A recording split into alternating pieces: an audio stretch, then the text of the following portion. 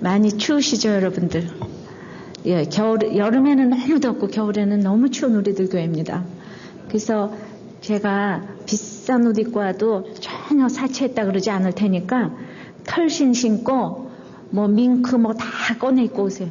다들 어머니한테 빌려서 여기 다 입고 오시기 바랍니다.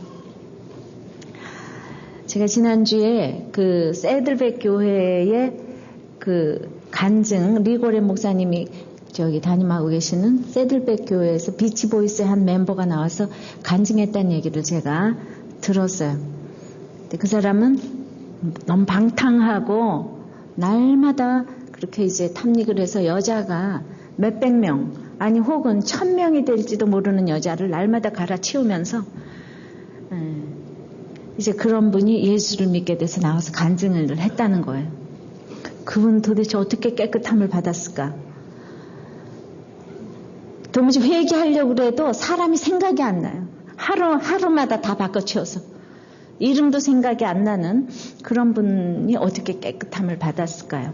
오늘 본문은 그 깨끗함을 받으라로 이렇게 시작이 되는데 그래서 깨끗함을 받으려면은 이제 어찌해야 되나? 오늘 첫째, 항상 자기 자리를 알아야 합니다. 1절을 다 같이 한번 읽어보겠습니다. 시작. 예수께서 산에서 내려오시니 허다한 무리가 쫓으니라. 이제 팔복 설교를 하시고 허다한 무리를 쫓게 하신 주님이에요. 산에서 내려오신 예수님입니다. 이제 먼저 높고 높은 자리에서 낮은 자리로 이제 내려오신 예수님을 보면서 이것이 자기 자리가 아닌가 생각을 합니다. 우리에게 예수님이 그렇게 높은 자리에서 낮은 자리로 내려왔다면 내가 영적으로 준비되면 이렇게 세상으로 들어가야 하는 것이 자기 자리라고 생각을 합니다. 이 자기 자리는 언제나 사랑의 자리와 겸손의 자리인데요.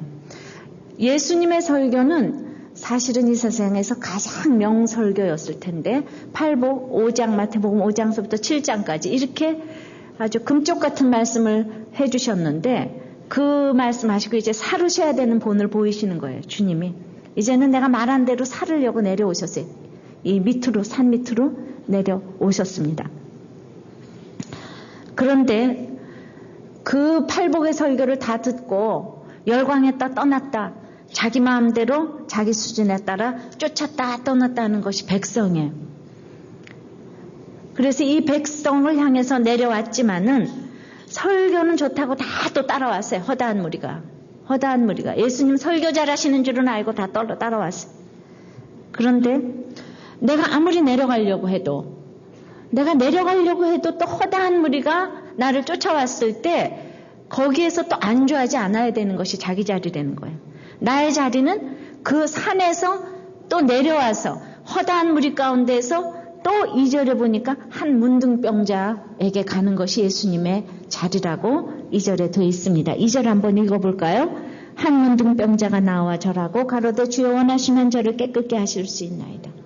예, 한 문둥병자의 자리가 예수님의 자리입니다. 그래서 예수님처럼 가장 힘든 사람의 원함을 우리가 들을 수 있어야지 되는데 높은 데서 어떻게 낮은 데로 내려오는가? 1985년 하버드 대학의 저명한 교수이자 베스트셀러 작가인 이 유명한 헨리 나우엔 자기가 책을 많이 썼어요. 교수도 많이 했습니다. 그런데 이제 자신이 아는 진리를 몸으로 체험하고 싶어서 캐나다에 이제 파리에 본부를 둔 이런 정신 박약자 공동체인 라리쉬에 들어갔어요. 그곳에서 허드렛 일을 하면서 특별히 이제 말도 못하고 걷지도 못하고 밥도 혼자 못 먹고 감정 표현도 못하는 26살의 아담이라는 청년을 돌보는 일을 했어요. 매일 아침 아담의 면도를 해주고 머리를 빗겨주고 이를 닦아주고 식사를 돕고 약을 먹이고 치료실로 데려가는데 대략 2시간이 걸렸다고 합니다. 그 일이 매일 이제 의미 없이 반복되는 것 같았지만 얼마 후에 이 나우엔의 마음에는 이상한 변화가 생기기 시작했어요. 차라리 나지 않았으면 좋았을 것 같은 이 아담이 낯선 이방인이 아니라 오래된 연인처럼 느껴지기 시작을 한 것입니다. 아담의 목욕을 시켜주고 식사를 도와줄 때 대화는 없었지만 생각과 감정이 이제 있다는 공감대가 형성되면서 이제 신비한 평화가 임했다는 것이에요. 그 삶은 인생 낭비가 아니었고 평화의 체험이었다는 것입니다. 이 아담을 통해 나후에는 사랑과 용서와 넉넉함과 인내와 그리고 눈물과 미소를 머금고 이제 아담이 행하는 것이 아닌 아담이 있는 것 자체가 이 라르시 공동체의 이제 평화의 원천이었다는 거예요. 높은 데서 내려오는 것은 이거 같아요. 여러분들 가운데 힘든 부모님, 자식들, 식구들, 저 사람이 없었으면 좋을 것 같은 그런 사람을 이렇게 보면서 도우면서 이제 평화의 원천, 이걸 느꼈다는 겁니다. 그렇게 썼어요. 나우엔이. 아담이 하는 것이 아닌 있는 것. 아담이 있는 것이 평화의 원천이라는 그런 표현을 썼어요. 그래서 나우엔은 그 무력의 위력을 깨달았어요. 무력 없을 무자, 힘력자. 무력의 위력을 깨닫고 자랑의 허무함과 사랑의 풍성함을 실감했다는 것입니다.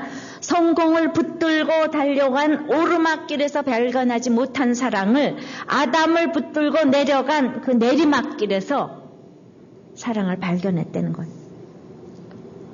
아담은 사랑을 일깨워주기 위해서 찾아온 위대한 백년 손님이었다고 표현을 했어요. 저 또한 그렇습니다. 갈수록 느끼는 것은 허다한 무리보다는 힘든 사람의 애통과 눈물과 간절함이 나에게 안식이 된다는 것입니다. 날마다 환난당하고 빚진 자, 사실 말은 오라고 했지만은 물론 저는 교인 수를 자랑하고 싶은 마음도 있어요. 야, 2년 반 만에 이렇게 모였다. 근데 그거는 정말 저도 어쩔 수 없는 저의 피해망상 때문이에요. 집사로서 오랜 동안 사역을 했고 그래서 집사로서 인정받지 못하는 것들 그리고 이제 여자 목사로서 인정받지 못하는 우리나라의 그 유교적인 관념에 저는 자랑할 게 숫자밖에 없어갖고 자꾸 그 얘기를 하게 됩니다.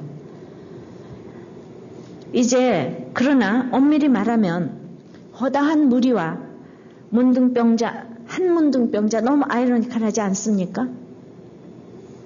그렇게 설교를 잘 들었는데 그렇게 모두가 따라다니면서 설교를 들었는데 예수님이 산에서 내려올 때 제일 먼저 찾아온 사람은 이 문둥병자 한 사람이었다는 것입니다. 여기에 주님의 외로움이 있어요. 모두들 큐티 모임도 가고 설교도 가고 예배도 가고 다 모여다니지만 정말 내가 그 예배를 가고 큐티를 하는 이유가 좁은 길을 가기 위해서입니까?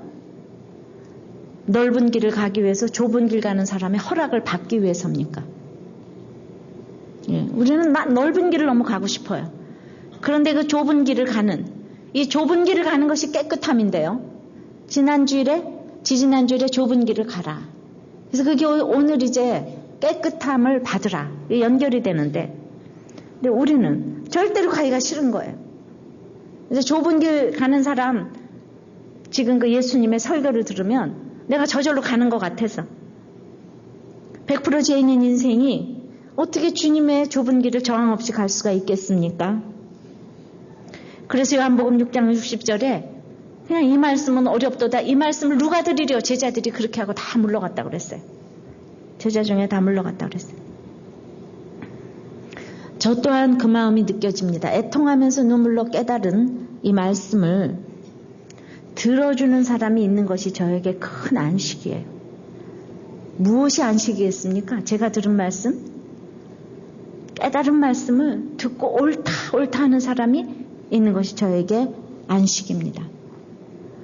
어떤 분 신방을 가게 됐어요. 그분은 사연이 많아요. 그래서 은둔을 하고 계셨어요. 여러 가지 말 못할 일들이 많이 있었습니다. 그러나 제가 한국도 아닌 뉴질랜드에 교회도 못 오는데 제 책을 읽고 저를 너무 사모하고 있는데 정말 생각지도 못하게 그 집을 방문하게 됐어요. 그분은 정말 예수님이 오신 것처럼 저를 기뻐했어요. 기뻐했을 적에 저는 그분에게서 안식을 느꼈어요. 우리가 말을 안 해도 얼만큼 나를 좋아하고 얼만큼 사모하는가 이게 느껴졌어요. 그런 사람들끼리의 만남이 안식이라고 생각을 해요. 성도는 이런 자리로 늘 나가야 해요. 허다한 무리 중에서 한 문둥병자를 봐야지 됩니다. 그곳이 자기의 자리예요. 그래서 저는 그래서 내가 진짜 갈 때가 됐는가 사람이 좀 돼가는가 그런 생각을 합니다. 진짜 이 새가족 올 때마다 우린 새가족 모임에서부터 항상 절정의 대화를 하기 때문에 새가족 모임서부터 뭐 이 말을 안 하고 저러고 이런 게 없어요. 그냥 풍토가 그냥 쫙 털어놓습니다. 이번에는 진짜 너무너무 기가 막힌 말씀을 또 들었어요. 이분은 그냥 어렸을 때부터 아버지가 엄마를 어찌나 때리는지 하도 엄마를 칼로 다 그어가지고 그러고는 소금을 늘 뿌렸대요. 그런 모습을 보면서 지금은 생각할 적에 예수님이 십자가에서 피 흘리고 돌아가는 그 모습을 어렸을 때부터 자기는 하나님께서 보여주셨다고 생각을 한다고. 그래서 이제 10살 때 엄마랑 언니랑 가출을 했는데 정말 아빠를 피해서 가출을 했는데 또 10살 때 이 성폭력을 당하셨다고 그랬어요. 그리고는 29살 적에 저 결혼을 했는데 아빠하고 더도 덜도 않은 똑같은 남자를 만나가지고 그래서 이제 또 정말 살다가 어쩔 수 없이 또 헤어져서 그러다가 이분이 워낙 천리교 그를 믿는 어머님 밑에서 정말 엄마의 그 불행이 딸에게 그대로 옮겨온다 이런 얘기를 듣고 어떻게든지 끊어보려고 천리교에서도 했는데 불교로 갔다 그래 예수를 믿게 되었어요. 너무 열심히 믿게 됐어요. 아무도 없어요.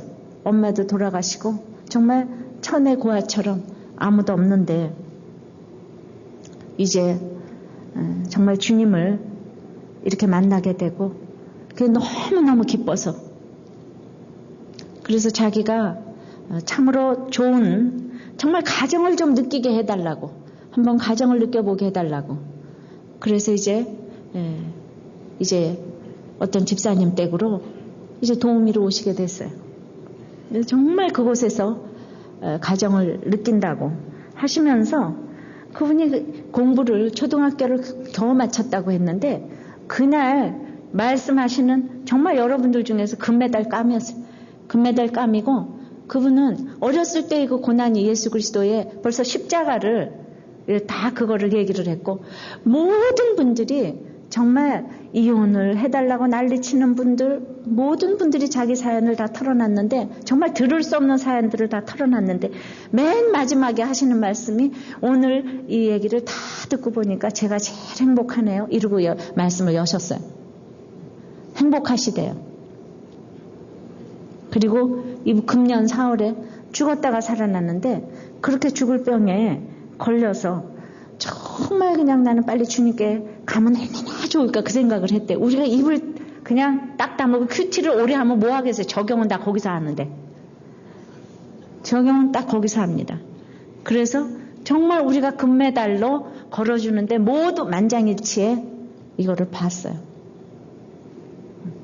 저는 그냥 참 그런 분이 우리들 교회에 온다는 게 영광이라고 생각이 되고 그렇게 이렇게 왔는데 하나님께서 이런 분들을 이렇게 모아주셔서 감사하고 정말 제가 너무 감사해서 정말 허다한 무리 중에서 하나님이 한 문둥병자를 정말 주님은 보셨는데 정말 이렇게 볼 수 있는 게 또 제가 그날 그 얘기를 들으면서 너무 안식이에요. 안식을 제가 느꼈어요. 정말 눈물이 나도록 마음이 합치되는 거를 느꼈어요. 아무 욕심이 없는 거예요. 그저 기쁜 거예요. 그 얼굴에 진짜 기쁨이 있었어요. 각자 그렇게 자기 자리가 있어요. 항상 허다한 무리 중에서 그 한 문둥병자를 주님처럼 봐야 되는 그 자리가 자기의 자리라고 생각을 합니다. 과학의 자기 자리도 마찬가지입니다. 이번에 생명윤리학자인 박상은 장로님이 그렇게 인터뷰를 했더라고요. 치료에 도움이 되는 것이라면 어떤 방법도 자행될 수 있다는 게 이게 공리주의라는 거예요. 거기서 다음 단계 인간 욕구로 이어질 수 있다고. 그래서 우리가 그 생명과학 연구의 그 토대는 인간의 존엄성 존중과 생명의 고귀함에 바탕을 둬야 된다고요.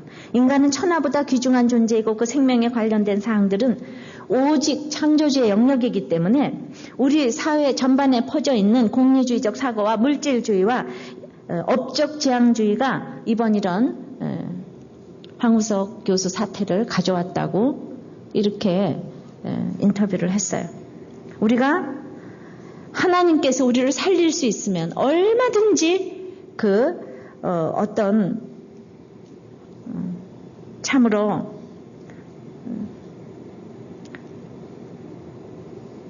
생명윤리의 태대로 안에서 발전돼야 된다고 강조를 했어요. 불임 여성의 안타까움을 해결해야 하겠지만 인간 복제를 한다거나 필요 이상의 많은 잉여 인간 배아를 만들어서 냉동 보관하거나 폐기 처분하는 것은 옳지 않다는 거죠. 우리가 성체줄기세포, 자기 그 세포로 연구를 지원함으로써 이것이 좀 더디 걸리는 것 같아도 시간이. 인간은 그 자체로 목적적 존재이기 때문에 아무리 혜택이 크다 할지라도 수단적 존재로 여겨서는 안 된다는 것이 변함없는 진리라는 것입니다. 우리가 좀 시간이 더디 걸리더라도 하나님 방법대로 해가는 것이 과학의 발전을 견고하게 하는 것이라고 믿는다고 이렇게 했어요. 그 과학의 자리가 거기에요. 여러분들 이게 낫는 것만이 목적이 돼서는 안 돼요. 그래서 우리는 이제 이 1절과 2절을 보면서 어떤 높은 산에서 지금 내려와야지 될지, 얼마나 우리가 허다한 무리를 좋아하고 무리 중에서 과시하고자 하는 마음, 이런 마음을 좀 불쌍히 여겨달라고 기도하시고 좀 나누시기를 바라요. 두 번째는 깨끗함을 받기 위해서는 주의 원함과 나의 원함이 맞아야지 돼요. 2절하고 우리가 3절을 좀 2절 읽습니다. 한 문둥병자가 나와고 절하여 가로되 주여 원하시면 저를 깨끗게 하실 수 있나이다 하거늘. 이제 예수님은 팔복 설교하시고 이제 그대로 살으셔야 되잖아요. 본인이 사시는 모습을 보여줘야 되는 거예요. 그런데 거기 예수님이 모델이시고 사람으로서는 오늘 문둥병자가 처음으로 나왔습니다. 문둥병은 병에 대해서 감각이 없는 것이에요. 그래서 무서운 병이에요. 아파도 느껴지지가 않으니까 치료가 안 되는 거예요. 내가 도박이나 음란이나 마약이나 집착이 병이라고 생각하면은 병원에 가야지 되는데 전부 다 괜찮다고 하는 거예요. 무서운 병일수록 자기가 모르고 그래서 자기가 죽고 가족을 괴롭히는 것이에요. 어떤 자매는 정말 전철관에서 만난 그 똥 묻은 할머니, 냄새나는 할머니, 정말 시궁창 냄새가 나는 그 할머니는 차라리 안 미운데 너무나 배우고 배운 교양 있는 자기 시어머니는 정말 싫다고 하는 얘기를 들었어요. 근데 그 시어머니는 그렇게 딸과 며느리가 다 싫어하는지를 자기만 몰라요. 배운 것이 무슨 소용이 있겠습니까? 내가 조금 전에 그 말했던 그 자매는 말씀도 너무너무 복음적으로 했어요. 간증도 아주 복음적으로 했어요. 그래서 이 큐티한다고 허다한 무리가 됐다고 되는 게 아니에요. 직접 나가는 사람은 이렇게 한 문둥병자예요. 너무도 불쌍한 것은 자기를 모르는 것이에요. 그런데 제사장도 아니고 서기관도 아니고 아무도 찾지 않는 이 죽을 병에 걸린 한 문둥병자가 허다한 무리와 제자에 의해서 맞아 죽을 각오를 하고 지금 나왔어요. 그 당시에 문둥병 환자는 이제 공회에 나오면은 죽는 거예요. 자기는 부정하다가 외치고 댕기되는 거예요. 그런데 여기 맞아 죽을 각오를 하고 나왔어요. 이 사람의 원함은 특심한 것이에요. 하나님의 일에 관련된 일에 종사하는 사람하고 하나님 자체에 대해서 관심을 갖는 사람하고는 이렇게 질이 다른 거예요. 종사하는 사람하고, 여러분도 혹시 종사하세요? 하나님의 일에 종사하세요? 하나님 자체를 관심을 가지시고 사랑하셔야 될 줄 압니다. 이 치유 사역이라는 건요, 병이 고쳐져도 우리는 언젠가 죽잖아요? 문둥병이 고쳐져도 언젠가는 죽어요. 그렇기 때문에 완전한 치유책을 위해서 기도해야 되는 거예요. 그러니까 병을 고쳐달라 그러지 않냐고 오늘 깨끗하게 해달라 그랬잖아요. 그래서 원함은 원함인데 주님의 원함이 저를 깨끗게 하실 수 있다고 고백을 했어요. 그것도 절하면서 주께서 원하시면 주님의 절대적인 이게 믿음의 표현이고 겸손의 표현이기도 한 것입니다. 영육간에 깨끗이 못할 때 병이 와요. 그래서 우리가 거룩이 인생의 목적이라고 그랬습니다. 부르심과 소명 중에 부르심이 먼저이듯이 원하시면 나를 부르신 분이 나를 깨끗하게 하고자 하는 이 원함을, 주님의 원함을 믿는 것이 믿음이에요. 자, 나는 주님의 원함이 있는 자입니까? 만약에 그렇다면 얼마나 대단한 자입니까? 문둥병을 고쳐달라고 하지 아니하고 깨끗게 하실 수 있다고 한 것이 주님의 원함이 있는 자의 고백이에요. 주님을 원하시면 나를 깨끗게 하실 수 있나이다.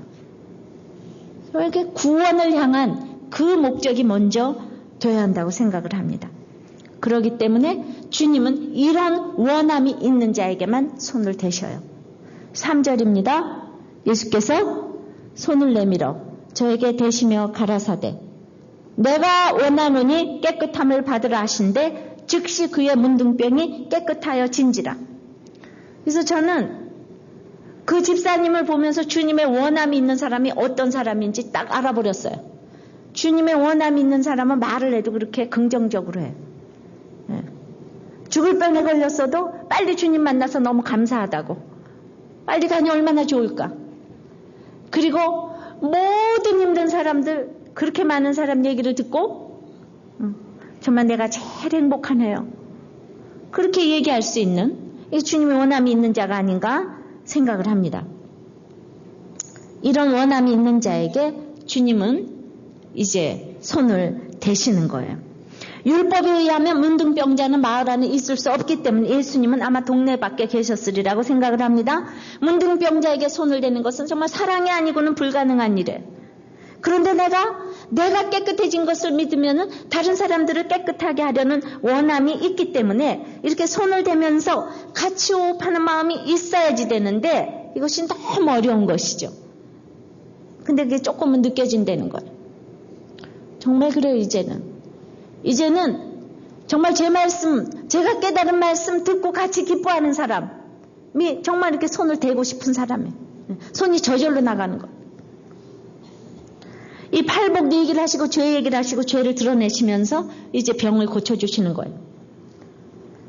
이 당시 문둥병자에 대한 죄의 개념은 대단해서 도저히 나을 수 없는 병을 고쳐주시는 것은요. 이렇게 손을 딱 대주면 말이죠. 다 이렇게 중독에 걸린 사람들은 자기 죄가 안 보여요. 자기가 얼마나 더러운지를 몰라요. 그런데 주님의 손을 딱 대주시면은 자기의 더러운 것이 보이는 거예요. 자기 죄가 보이는 거예요. 자기 죄가 딱 보여주니까 깨끗게 하시는 거예요. 이 더러움이 보이니까 깨끗게 하시는 거예요. 자기 죄를 보지 못하는 사람은 병이 고쳐져도 소용이 없다는 거예요. 자기를 못 보는 사람, 그래서 허다한 무리는 병을 고쳐줘도 주님께 영광을 안 돌릴 사람이기 때문에 고쳐주실 수가 없는 거예요. 고쳐주시려고 애를 써도 고쳐주실 수가 없는 것입니다. 자, 그러나 이런 문둥병자에게 주님은 손을 내미는 것으로 구체적으로 표현하시고 이제 깨끗함을 받으라 말씀으로 고쳐주셨어요. 말씀 육신을 입고 이 땅에 오셨기 때문에 그분이 바로 예수님이고 이 말씀은 권능이 있으세요. 사람이 무엇으로 깨끗게 될 수 있을까요? 하나님의 말씀으로 가능하다고요. 우리가 큐티를 하는 게 얼마나 깨끗해지는 비결인지 몰라요. 우리가 날마다 이렇게 말씀을 나누는 것이 얼마나 깨끗게 되는 비결인지 모릅니다. 헬리나오에는 계속 말을 했어요. 우리가 어려움을 당했을 때 친구와 함께 있어주는 거 뭐 쉬운 일이 아니에요. 우리는 어떤 행동을 취해야 할지, 근데 무슨 말을 해야 될지를 모르는 거예요. 그러면서 고통받는 사람을 보호한다는 생각에서보다는 고통받는 사람 때문에 우리는 다 두려워요. 그냥 남편이 아프고 아내가 아프고 자식이 아픈데 다 두려워요. 그래서 자기 두려움에서 나오는 고백들을 다 해요. 그래가지고 대충 어제보다는 나아졌군요. 곧 회복되겠지요. 반드시 어려움을 극복하리라 믿어요. 이러면서 많은 경우에 자기의 말하는 말이 다 진실이 아니라는 사실을 자기가 알고 친구가 알고 모두가 알아요. 서로가 울리는 공허한 메아리 같은 말을 서로 주고받는 거예요. 그러니까 나았으면 좋겠다. 내일이면 나아지겠지 하는 자기의 염원을 담아서 그냥 얘기를 해요. 상대방에게 하나도 위로가 안 되는 말을 서로 주거니 받거니 한다는 사실을 서로가 또 알고 있어요. 그래서 헨리 나우엔이 계속 그런 얘기를 했어요. 저는 그런 나우엔의 그런 글들을 읽을 때마다 우리가 큐티할 때 결론으로 도출됐던 것이 이렇게 이 고난을 당해본 사람들은 이런 얘기를 이렇게 써낼 수가 있구나. 이렇게 얘기했습니다. 뭐 그렇게 말을 안 해도 된대요. 나는 너의 친구야. 너와 함께 있으니까 참 좋구나. 그냥 너를 생각하고 너를 위해서 기도를 하지. 말 안 해도 괜찮아. 난 그냥 너와 함께 여기 있어. 이제 보살핌은 치유하는 다른 말이라는 거죠.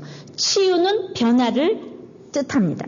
근데 의사나 변호사나 사회복지요원과 같은 이들은 이 자신의 전문가적인 기술을 이용해서 사람들의 삶에 변화를 가져오고 싶어 한다는 겁니다.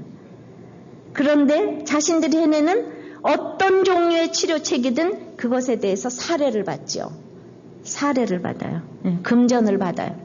그렇기 때문에 치유는 바람직한 것일지는 몰라도 그것이 보살핌으로부터 나온 것이 아닐 때는 쉽게 과격해지고 조작적이고 심지어 파괴적으로까지 바뀔 수 있다는 것이 헨리 나우엔의 이제 결론이에요. 그 치유는 뭔가? 같이 있어주는 것이고 같이 울어주는 것이고 같이 고생하고 같이 느끼는 것이라는 거죠. 측은히 여긴다는 것이죠. 다른 사람이 나와 같이 인간적이며 죽을 수밖에 없고 취약한 나의 형제 자매라는 것이 진리다. 이거를 주장하는 거예요. 그러니까 맨날 제가 100% 죄인이다. 우리는 100% 죄인이다. 그러니까 보살핌이 우리의 첫 번째 관심이 될 때 생각지 못하게 치유를 선물로 받을 수가 있다는 겁니다. 우리는요, 누구를 치유할 수가 없어요. 그러나 우리는 보살필 수가 있어요, 다. 치유할 수는 없어요. 근데 보살필 수가 있어요. 보살피는 것은 인간답게 되는 것이랍니다. 그래서 헨리 나우엔은 그 아담을 도우면서 아주 큰 선물을 받았다는 거예요. 그 선물은 아담의 몸을 만질 때마다 임하는 치유의 능력이었다고 고백을 하고 있습니다. 아담의 몸을 만지면 거꾸로 천사가 그를 만지는 것 같았고 아담의 몸을 만지는 사람들마다 신비하게 그들의 상처가 치유되었다는 겁니다. 나우엔은 고백합니다. 나는 아담을 돕지 않았고 오히려 도움을 받았습니다. 남을 높일 때 평안해지고 남을 낮출 때 불안해집니다. 남의 허물과 약점을 지배의 기회로 생각할 때 마음은 병들고 사랑의 기회로 생각할 때 마음은 치유된다고 했어요. 비천한 사람과 장애인, 고아와 노숙자 그리고 낯선 이방인들의 몸과 마음을 어루만지면 내게 있는 정신의 불구가 극복된다고 그렇게 얘기했습니다. 치유가 일어난다고 했어요. 우리들 교회가 왜 부흥을 했는가 생각을 했을 적에 진짜 우리가 서로 보살피기 때문에 목장마다 보살피는 거예요. 여러분들에게 대단한 학식을 원하지 않아요. 대단한 가르침을 원하지 않아요. 그냥 여러분들이 서로 보살피면은 치유는 나에게 일어난다는 겁니다. 그냥 서로 보살피는 거. 보살피는 거 하면 치유가 바로 나에게 일어나요. 근데 그런 마음을 여러분들이 높은 데서 내려오셔야 돼요. 힘든 사람을 예수님처럼 허다한 무리 중에서 한 문둥병자를 볼 수 있는 눈이 있어야지 돼. 정말 주님을 사모하는 그 문둥병자에 원하시면 저를 깨끗게 하실 수 있는 겸손과 사랑의 그 원함, 이 원함과 나의 원함이 맞아 떨어져야 우리를 깨끗게 하실 수 있는 것입니다. 세 번째는 공동체에 들어야 돼요. 깨끗함을 받으려면 공동체에 들어야 합니다. 4절입니다. 시작. 예수께서 이르시되 산과 아무에게도 이르지 말고 다만 가서 제사장에게 내 몸을 보이고 모세의 명한 예물을 드려 저희에게 증거하라 하시니라. 이 대단한 문둥병을 낳은 것도 주님은 나타내기 원하지 않으셨어요. 조용한 선행은 치유의 뿌리라고 합니다. 위대한 선행보다 조용한 선행이 어렵다고 해요. 물질과 시간을 내려고 마음 먹는 것보다 이름을 안 내려고 마음 먹는 것이 훨씬 힘들다고 했어요. 보상이 기대되지 않을 때의 선행이 진짜 선행이라는 것입니다. 그처럼 내 선행에 보상할 길이 없는 사회적인 약자를 내 인생의 귀한 손님으로 맞이하고 그의 곁에 머물기를 기뻐하고 그를 위해 내 손을 내밀 때가 내 마음에 치유가 일어난다는 겁니다. 그 대신에 주님께서 해주신 일은 문둥병자가 공동체 생활을 하도록 도와주신 거예요. 이게 사랑이에요. 율법에서 죄라고 명한 이 문둥병을 이제 율법으로 인정받으라 이겁니다. 제사장은 여기에 지금 우두머리인데 이 우두머리 수장에게 인정받아야 공동체 생활이 가능한 거예요. 그래서 모세의 법대로 명한 예물을 드려서 이제 증거하라고 그랬어요. 처음에 창조주가 이 세상의 법을 따르시고 이 주도 면밀히 구속계획을 이루어 가시는 거예요. 그러니까 예수님이 고쳐줬어. 내가 고쳐줬다. 야 나가서 얘기하라. 야 이런 얘기를 이제 하는데 나의 때가 될 때까지 인내하고 기다려야 되는 일이 우리는 너무나 많이 있어요. 제가 이번에 가서 그 목사님한테 어떤 얘기를 들었는가 하면은 정말 뉴질랜드는 남극하고 가까운 데예요. 사실은 거기 이제 선교지도 많이 있고 이러는데 아주 사역을 잘하는 여자 선교사님이 정말 원주민들을 많이 전도를 하는데 그 교단은 여성에게 안수를 하지 않아요. 그래서 세례를 베풀어야 하는데 이분이 많은 사람을 전도할 때마다 그 남자 목사님이 오셔서 그렇게 세례를 베풀어야 되겠습니까? 그래서 적어도 아무리 안수를 안 해도 선교지에 있는 그 여자 선교사님들에게는 안수를 해줘서 세례를 받게끔 하자 이렇게 청을 넣었는데 아주 이 교단의 생각은 철통 같다는 거예요. 안 됩니다. 그래서 세례를 베풀 때마다 남자 목사님이 그 성교비 아까운데 말이죠. 비행기 타고 밤낮 거기까지 세례 베풀러 가신답니다. 하는 거 아무것도 없이 세례 베풀러 가신답니다. 기가 막히지만은 그 교단에 몸을 담고 있는 이상 그 교단의 법을 따라야지 어쩌겠습니까? 그렇다고 이 선교사님이 전도를 못하는 거 아니지 않습니까? 저는 그런 일을 너무 많이 겪었기 때문에 때가 되기 전에는 안 해야 될 일이 많이 있어요. 하나님 얘기도 아무 얘기하면 안 돼요. 우리가 거룩한 것 계획해 주지 말라고 그랬어요.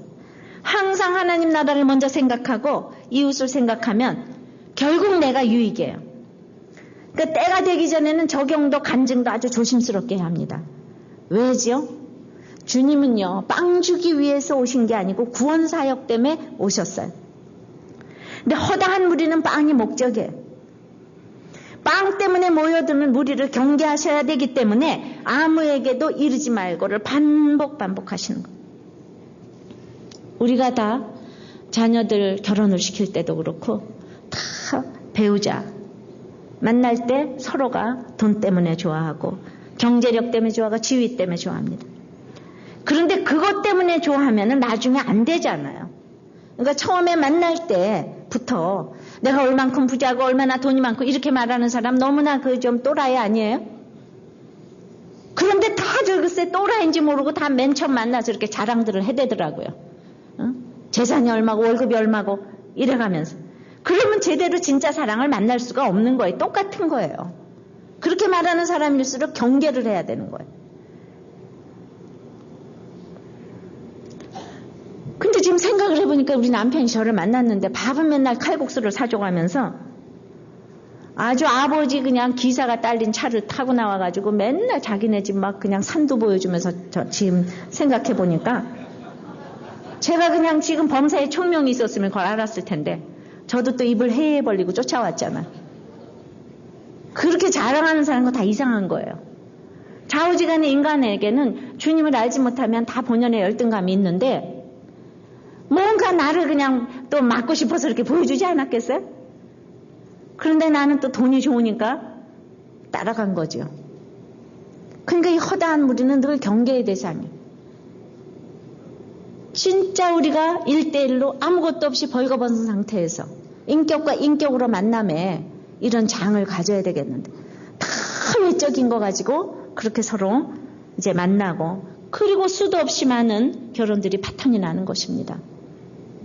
기가 막힙니다. 저는 정말 많이 힘들어 하시는 분들이 정말 많이 오세요. 이거는 새가족 모임인지 여기가 치유 상담소인지 제가 알 수 없을 정도로 정말 모든 사람들이 지금 상담하시기 위해서 저한테 오시는 것 같아. 그러나 저는 그 일을 하다 가겠다 이 말이에요. 혹자는 이렇게 얘기합니다. 내가 이렇게 여자니까 우리들 교회 남자 성도가 훨씬 많지 않겠는가 하는데 제가 늘 얘기하는 거지만 정말 여자들이 저를 좋아하는 거 아시죠? 전 진짜 목사라니까요. 정말 이성이 이렇게 이성을 좋아한다는 건 남자분들은 분발하시고 좀 오세요. 그냥 뭐 예쁘다고 말만 좀 하지 마시고 좀 데려오시라고요. 그까지 그 예쁜 게 상관이 하나도 없더라고요. 제가 너무 이렇게 막 원색적으로 얘기를 해서 처음 오시는 분들은 막 거부감이 막 들어. 아유, 자기가 자기를 이쁘대. 막 이러면서. 내가 얘기하는 게 아니고 여러분들도 같이 그러더라고요. 절 보고. 예. 요새 늙었는데도 말이죠.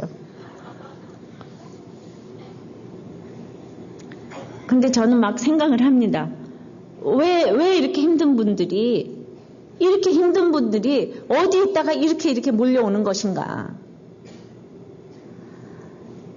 근데 이제 그런 분들을 보면서 늘 저희 사명을 느끼니까 그리고 내가 뭔데 이런 분들에게 그 원함이 될 수가 있는가. 참 너무 기가 막히다는 생각을 합니다. 그래서 새가족 모임에서 막 우리가 막 그냥 축제를 해야 되는데 그냥 밤낮 눈물로 기도하고 끝나는 게 우리들의 새가족 축제의 결론이에요. 예. 그래서 우리는 참으로 그 깨끗함을 보는 목적은 이 공동체 생활을 잘해야 되는 거예요. 그리고 이제 새가족으로 왔다가 한 3달 뒤에 헌가족에서 섬기러 오셔요. 근데 그렇게 달라지셨어요. 한 3달 만에 너무나 다 달라지셔서 섬기러 오셨어요. 이게 기적 중에 기적이라고 생각합니다. 뭐 이혼을 하려고 난리치고 하던 분들이 다 잠잠하고 나는 이 많은 사람들이 전부 다 이혼했으면 우리나라에 정말 얼마나 많은 가정이 다 이혼을 했을까 싶은데 오시면은 다 입 다물어요. 갑자기 전부 다 이혼 아무도 안 해요. 나 이것만 가지고도 상 받아야 되는 거 아니에요? 그런데 우리들 교회만 그런 게 아니라 모든 그런 마음을 가지고 있는데 다들 그냥 뚜껑을 딱 덮고 있는 거죠. 덮고 다 죽어가는 거예요. 근데 이렇게 딱 털어내니까 이제 살 것 같은 거예요. 왜? 공동체에 들어왔기 때문에. 이 문둥병자가 그동안에 공동체에 속하지를 못했잖아요. 이제 공동체에 들어가려는 거예요. 들어가서 이제 거기서 증거를 하려는 거예요. 때가 되면 누구보다 예수님 얘기를 할 때가 온다는 것입니다. 깨끗해졌을 때 제사장을 통해서 확인받게 하시는 것은 신앙 공동체를 통해서 확인받게 하시는 것. 그리고 이제 하나님께서 깨끗게 하신 것을 예물을 드림으로 증거하게 하셨어요. 주님의 몸인 교회가 동력하는 거예요. 혼자서 예수 믿었다고 되는 것이 아니라 반드시 교회를 나가야 되는 것입니다. 그 비치보이스의 그 형제가 어떻게 깨끗하게 됐냐고요? 그냥 그 사람이 이 공동체를 나왔지요. 세들백교회 공동체에 나왔어요. 나와가지고 얘기를 자꾸 듣다 보니까 듣도 보도 못한 얘기를 듣게 된 거죠. 그런데 그렇게 죄를 짓다가 하루아침에 참 깨끗함을 받기가 어렵지 않아요. 그러니까 이분이 정죄감에 막 몸부림치는 거예요. 앞만 봐도 자기보다 더러운 사람은 없는 거예요. 그래서 그것 때문에 그래서 양육이 필요한 거예요. 맨날 갈 때마다 반복적으로 아니다. 그래서 겨우겨우 이제 자기가 주님의 은혜로 이렇게 깨끗하게 되었구나를 이제 깨달을 즈음에 또 이 사람한테 일이 났는데 그렇게 자기를 돌봐준 그 모임에서 그냥 어떤 자매를 좋아하게 된 거예요. 근데 이걸 간증을 했다 그러니까 간증을 했는데 새들밖에 교인들 다 긴장을 했어요. 저 사람이 또 일을 했구나. 또 어떤 여자를 완전히 또 무너뜨렸구먼. 그 간증을 하려고 나왔구먼. 그러니까 자기같이 더러운 인간이 어떻게 천상천하에 이런 자매하고 같이 할 수가 있는가. 근데 그 자매가 당신은 다 당신의 죄가 십자가에서 씻김을 받았기 때문에 이제 깨끗하다고. 당신과 나는 똑같이 주님 앞에서 죄 씻음을 받은 그런 형제 자매일 뿐이라고. 그래서 그 자매가 자기를 그렇게 정말 자기를 있는 대로 대접을 해주어서 이제 교제를 한 지 9개월인데 깨끗함의 징표가 뭘로 나타났는가 하면은 그렇게 여자 없이는 못 살던 자기가 이 자매를 만나가지고 지금까지 한 번도 관계를 안 했다고 그 얘기를 했대요. 새들백 교회 교인들이 다 일어나서 기립박수 해줬다는 거 아니에요. 미국에선 그런 게 기립박수인가 봐요. 진짜 깨끗함의 징표는 이렇게 삶으로 드러나는 거죠. 행하는 거죠. 어린아이 같지만은 그래서 공동체에서 우리가 격려를 받아야 되는 거예요. 혼자서는 깨끗할 수 없어요. 여러분들 혼자서 교양 있다고요? 예, 아니에요. 어떻게 깨끗해요? 나병은 지금도 어려운 병이지만 당시로서는 천형의 병이었어요. 그런데 주님은 그런 병에 걸리는 걸 원하지 않으세요. 우리가 깨끗해지기를 원하세요. 모든 결핍으로부터 우리가 부여하기를 원하세요. 압제로부터 풀려나기를 원하세요. 죄가 가져다주는 모든 죽음의 증상으로부터 우리가 깨끗하기를 원하신다고요. 더러움에서 벗어나 깨끗하기를 원하신다고요. 악에서 벗어나 거룩해지기를 원하신다.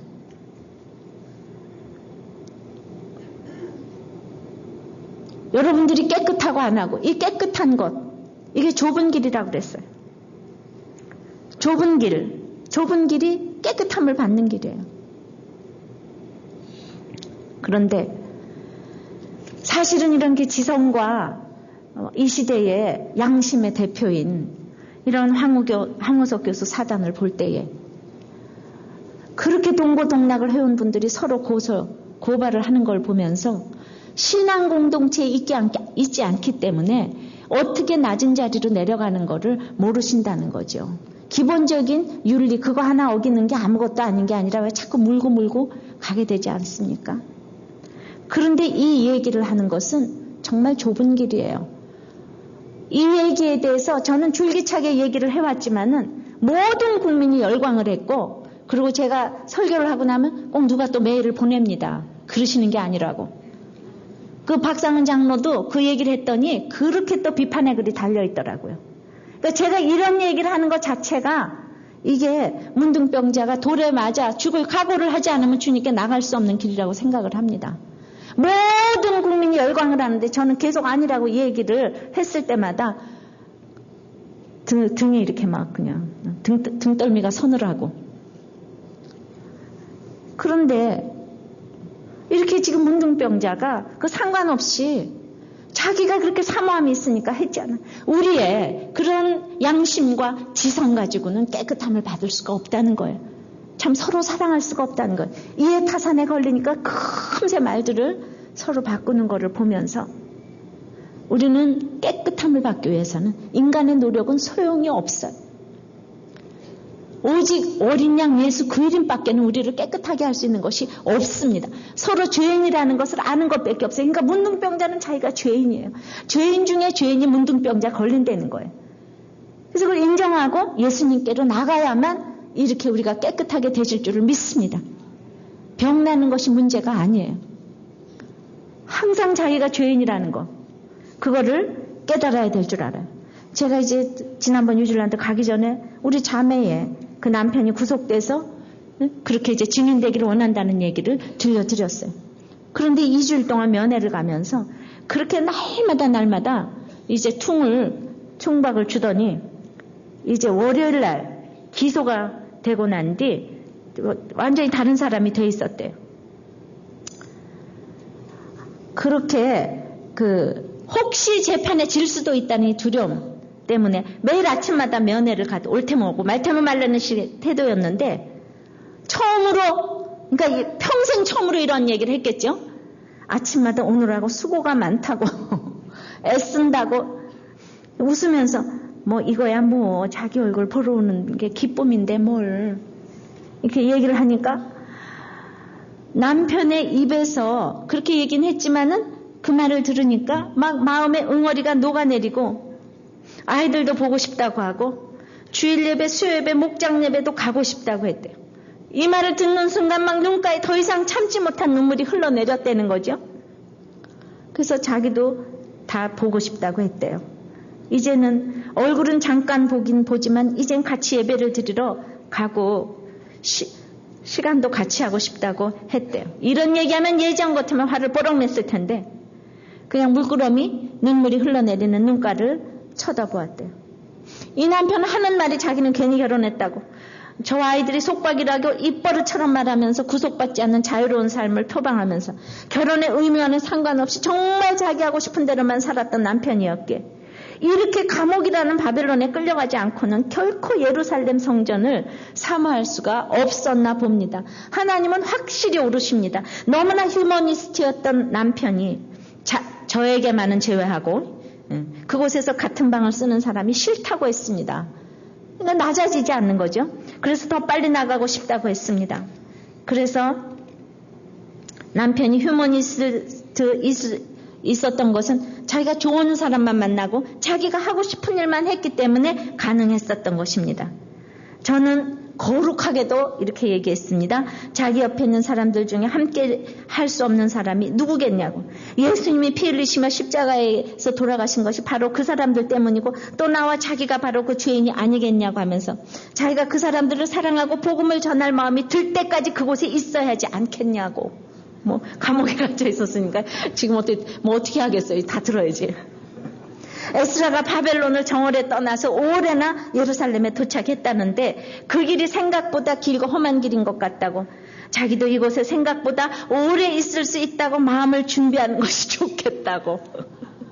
내친 김에 말을 다 해놓고도 사실상 뒷감당이 안 될까봐 약간 두렵긴 했는데 의외로 남편은 약간 허망한 웃음을 지으시면서 우려했던 일이 사실화되는 것처럼 몇 달이나 더 있으라고? 야, 정말 죽겠다 하면서 한숨을 쉬었습니다. 아무리 가혹하게 들려도 말씀밖에 위로가 될 것이 없는 것을 다시 한번 느끼며 너무 초조해하지 말고 이 바벨론에 잘 묶여 있으면 하나님의 때가 차면 반드시 고레스를 보내주시니까 염려하지 말고 그 방 안에서도 에스라처럼 말씀을 열심히 묵상하고 준행하고 그 옆에 사람들에게 가르치기를 결심하라고 말해주었습니다. 주여, 우리도 꽤만 할 수 있는 얘기인 것 같아요. 저와 제 남편이 저의 가정에 성전을 재건하느라고 애쓰고 있는 이런 상황에서 예루살렘으로 올라갈 뜻이 있는 많은 분들이 저와 함께하고 있음이 남편이 구속되어 있어서 어떻다 뭐 이런 생각을 할 여지를 안 주고 있습니다. 주변의 친지들과 식구들은 남편의 석방을 위해 가진 인간적인 방법들을 다 쓸 것을 저에게 밤낮으로 종용하고 있지만 저는 하나님의 말씀을 연구하고 준행하고 가르치기를 결심하는 에스라를 하나님께서 도우셔서 하나님 전을 위한 모든 것을 충당케 해주셨듯이 우리 가정의 성전을 위한 모든 필요한 것들도 하나님께서 주실 것을 믿고 있습니다. 사람들을 찾아다니며 부탁하는 것보다 목장 예배를 드리고 도움이 필요한 지체들을 만나고 전화로 지체들과 말씀을 나누고 각자의 성전 재건에 애쓰는 지체들을 기도로 돕는 것이 하나님께서 우리 가정의 일을 하시게 하는 길임을 알고 있습니다. 매일 저의 앞에는 우리끼리만 예루살렘으로 올라가지 말고 하나님께서 같이 올라가기를 바라시는 지체들이 많이 있습니다. 저와 함께 예루살렘으로 올라갈 지체들의 무리를 살펴보면 또 각자의 지경에서 레위의 역할을 해야 할 지체가 같이 떠나지 못하고 포로된 땅에 머물러 있음이 생각나게 됩니다. 에스라처럼 족장과 명철한 사람을 보내어 하나님의 전을 수종들 자들을 데려오게 하시는 하나님이십니다. 그래서 있잖아요. 이 새 새신자 이번 목욕 모임에 동서를 또 데려왔더라고요. 그런데 정말 동서는 사실 데려오기 참 어려운 사람이거든요. 또 더군다나 구속까지 됐는데. 그래서 정말 대단하네 그랬더니 그 동서가 와서 제가 마음이 좋죠 뭐 이러더라고요. 아주 재미있는 동서를 이제 점점 요새 지경이 넓어지는 거예요. 정말 우리들 교회 스타 떴어요. 여러분들 이렇게 증인이 되시고 싶지 않으십니까? 이제 예루살렘까지 가는 그 험난한 여정을 세상 왕에게 구하지 아니하고 오직 하나님께만 그 도우심을 구할 것입니다. 그렇게 할 때 우리 하나님의 손이 우리를 도우사 대적과 길에 매복한 자의 손에서 건지실 것입니다. 내일 가족들의 주일 예배 참석을 위해 목장 식구들이 기도 제목을 내어놓은 것이 많은데 이것을 위해 금식하고 하나님께 겸비하며 간구하는 오늘을 보내야겠는데 참으로 이 기도를 응답해 주셔서 예배를 오는 목장 식구들의 가족들을 가로막는 대적과 길에서 매복한 자의 손에서 건져주시기를 바랍니다. 그래서 다 같이 예루살렘에 무사히 도착한 기쁨을 맛보고 싶습니다. 이것이 깨끗함을 받으라. 깨끗해지는 비결 아니겠습니까? 이 집사님 때문에 남편이 깨끗해지고 가족이 깨끗해지고 남편의 친구들이 깨끗해져서 남편 친구들까지 지금 우리들 교회를 오는 판이에요. 그냥 사장 노릇하고 좋은 차 타고 다녔으면 그런 일이 있었겠습니까? 말씀을 맺습니다. 좁은 길은 깨끗함을 받는 길이에요. 각자 자기 자리를 알아야 돼요. 나의 원함과 주님의 원함이 맞아야 합니다. 교회 공동체에 속해서 깨끗함을 받아가야 합니다. 문둥병자 같은 배우자가 내 옆에 있습니까? 도무지 자기 죄를 모르는 부부가 있어요? 무감각한 자녀가 있습니까? 여러분들이 그들을 위해서 기도할 수 있다면 내가 오늘 문둥병자의 마음으로 돌에 맞아 죽을 준비를 하고 주님께 나가시기를 바라요. 주여 원하시면 저를 깨끗게 하실 수 있나이다. 남편을 깨끗게 하실 수 있나이다. 아내를 깨끗게 하실 수 있나이다. 자녀를 부모님을 깨끗게 하실 수 있나이다. 형제를 자매를 고모를 이모부를 형부를 제부를 동서를 큰아버지를 작은아버지를 친척들을 깨끗게 하실 수 있나이다. 도무지 저 사람만은 안 돼. 아니야. 문둥병자도 깨끗게 하신 주님이세요. 나을 수 없는 문둥병도 고쳐주신 하나님. 우리 위암으로 판명된 김은희 집사님을 깨끗게 하여 주시옵소서.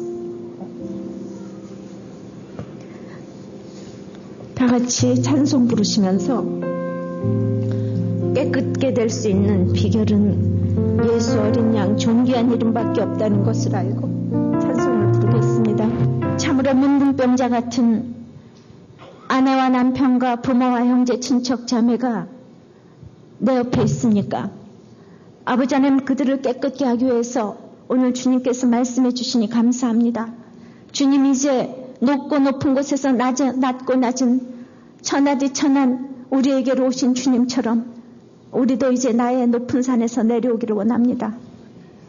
허다한 무리 중에서 한 문둥병자를 보신 주님처럼 이제 인정받는 데서 해방되기를 원하고 주님 눈물과 애통으로 만나서 서로 아버지 손을 잡고 나눌 수 있는 그 안식을 저희들에게 허락하여 주시옵소서. 아버지 하나님, 아담이라는 청년을 만나면서 헬리나 오웬이 평화를 맛보았듯이 그 힘든 청년이 내 옆에 있는 것이 안식이었듯이 주님, 빵을 구하는 허다한 무리가 아니라 진정으로 구원을 원하는 한 문둥병자를 볼 수 있는 마음을 주시옵소서. 주님, 아직도 허다한 무리 가운데 인정받기를 원하는 그 더러운 마음이 저에게 있음을 주여 용서하여 주시옵시고, 주님, 많은 힘든 사람 가운데서 진정 힘든 사람을 볼 수 있는 마음을 저에게 허락하여 주시옵소서. 주님, 우리 가운데 도무지 저 사람 마음은 도저히 깨끗이 될 수가 없다고 생각하는 나의 부모, 형제, 아내, 배우자, 모든 친척들, 형부, 이모부, 고모부, 아버지 하나님, 큰아버지, 작은아버지, 우리가 이름 부를 수 있는 이 모든 분들, 주님, 오늘 내가 그들을 깨끗게 하기 위하여서 내가 돌에 맞아 죽을 각오를 하고 아버지 주님께 나가기를 원합니다. 주님 원하시면 그들을 깨끗게 하실 수 있나이다. 원하시면 나를 깨끗게 하실 수 있나이다.